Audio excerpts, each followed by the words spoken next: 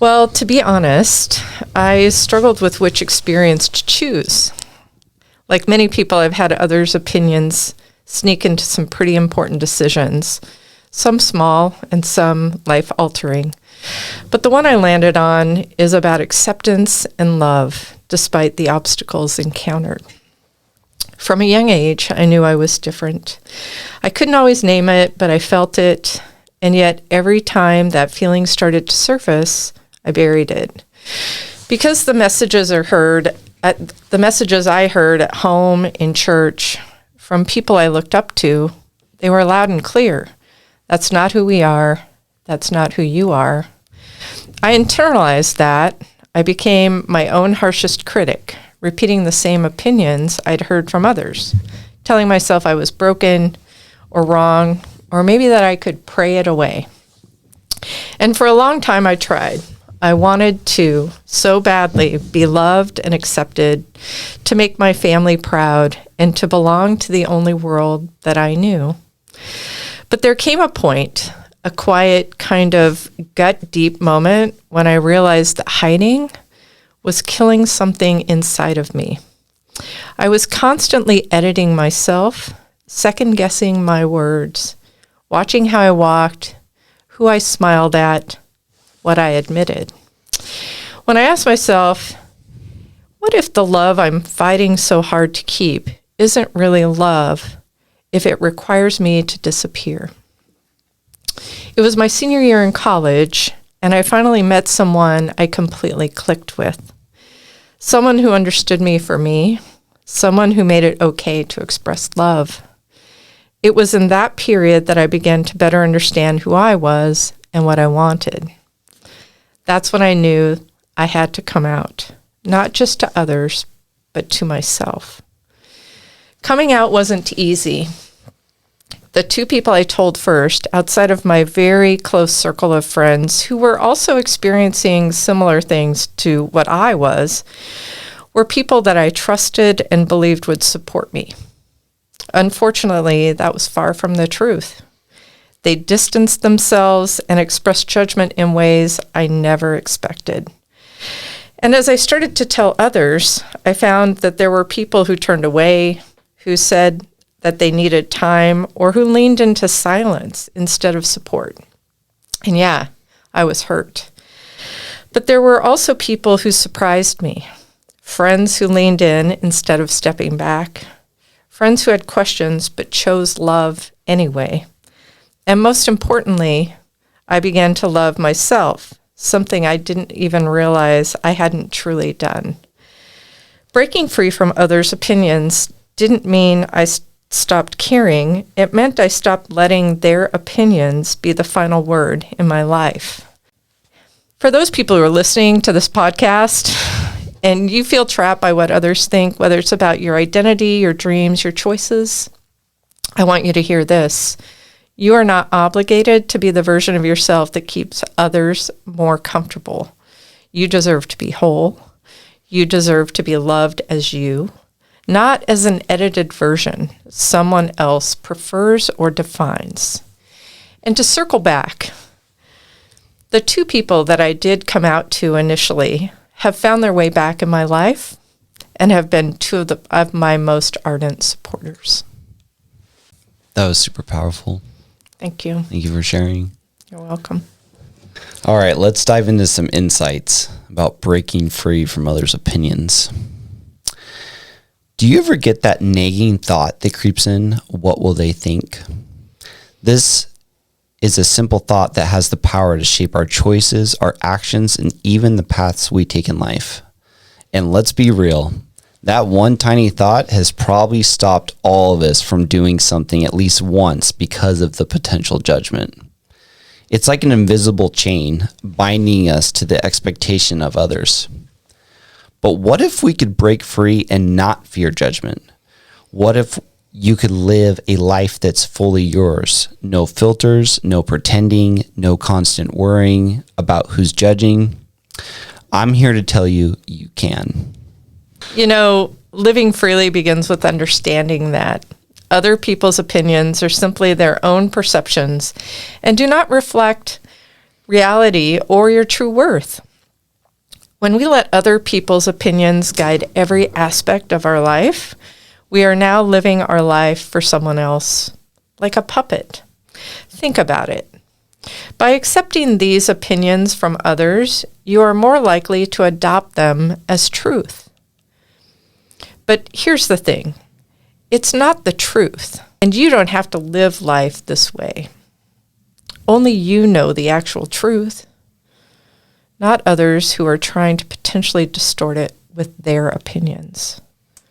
You must understand that since everyone's perspective is shaped by their own experiences, fears, and insecurities, that there is a reason someone might form opinions of you, whether it's to project things going on in their own life or the fact that you are starting to experience success. Opinions can form for a variety of reasons, but ultimately they are still rooted in the same ground, someone else's mind. Yeah, actually, when you give thought to it, there is no possible way of knowing exactly what's happening in their mind, which means you are guessing on what opinions are about you. And a lot of guessing can drive you crazy if you let it take a hold of you. The good news is, though, most people are not thinking about you. Most people are focused on their own problems going on. So let others think whatever they want. You don't have to keep putting in energy in and exhausting yourself trying to guess what's happening in their mind or trying to solve things. There's a better path that exists. I agree. The simple reality is living freely happens the moment when you decide to focus on yourself and not others. When you stop worrying about being judged or what others might think of you, you can finally start being who you want to be and do the things you want to do. You can try new things, take risks, speak up, and step out of your comfort zone. Ironically, it's in these moments of vulnerability that you find strength, growth, and clarity. Those moments where you feel most vulnerable, that's where the magic happens. That's where you start feeling free. So back in 2020, I was working on a writing project, and I had spent a number of years working on it, and it got to the point where I needed to, and I wanted to, reach out to a bunch of well-known individuals about the topic that I was writing about. So, influencers. So I used social media to reach out, direct message, DM, is what they call it. And I got some pretty good feedback from some that were going to leave some reviews, which was nice. And then I got a message from someone who's very well known in this community that I was doing this writing project for. And they told me that it was a waste of time and it should be a blog post. And this is something, let's keep in mind, that I had worked on for multiple years, pouring heart, time, energy. Probably, actually, now that I think of it, probably one of the number one things I felt the best about just creating as an individual. And so I received this DM from this well-known individual, influencer, whatever you want to call this person, telling me that it's a waste of time and it needs to be a blog post. And in that moment, the wind was definitely taken out of the sails. I would have to say that what allowed me to keep going was I read this book one time, and there was one sentence in this book that suggested that when you create something, the primary objective is for you to create it because simply it's something you enjoy doing. And it doesn't matter what happens after the creation or during it. Whatever that looks like. And creatives can mean a lot of things. And I recall that one sentence written in that book. And so although there was a time period for about a week where I felt pretty degraded, considering it's something I worked on for a number of years, that one sentence pulled me out and allowed me to keep working on it. And the following week after that, I received a review from a very well-known individual in that community, influencer, whatever you want to call them. And I kept working on it, and then finished it. Now, the cool part of this story is for the next 3 years, and still to this day, I'm experiencing a lot of benefits from this project, whether it's being invited for this, having other projects to work on with other people in this community. None of that would have existed if I would have said, maybe that person's right, given that they have all these followers and that they're well known in this community and all these things and all these accolades this person had. If I just would have said, maybe they're right, it is a waste of time, the next 4 years of a lot of positive things would have never existed. Wow. So for me, breaking free from others' opinions, this is definitely something I can relate to. And what's funny about this topic is I'm actually going through this right at the moment.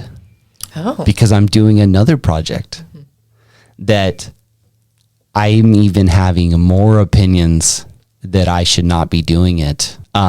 It also is another writing project.